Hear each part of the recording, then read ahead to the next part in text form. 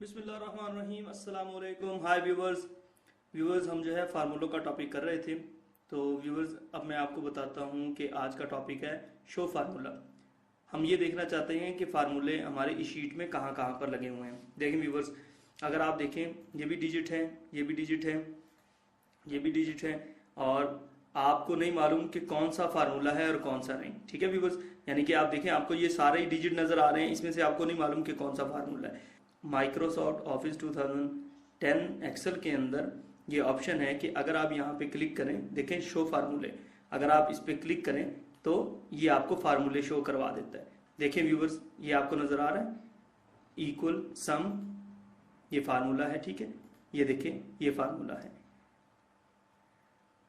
इस पे दोबारा क्लिक करेंगे तो फार्मूले हिडन हो जाएंगे, हाइड हो जाएंगे। ठीक है व्यूवर्स, जब भी आपने देखने हो कि फार्मूले किस तरह हैं, आप जस्ट इस पे क्लिक करें और व्यूवर्स ये देखें आपको फार्मूले नजर आएंगे कि कौन कौन से कहां कहां पर किस किस सेल पर फार्मूले लगे हुए हैं। ठीक है व्यूवर्स, इससे आपको आइडिया रहता है कि कौन से फार्मूले हैं। फार्मूलों को देखने के लिए जस्ट इस पे क्लिक करते हैं शो फार्मूला, तो वो फार्मूला शो करवा देगा आपको। ठीक है व्यूवर्स, ओके व्यूवर्स, इसी के साथ मुझे इजाजत दीजिए। अल्लाह हाफिज।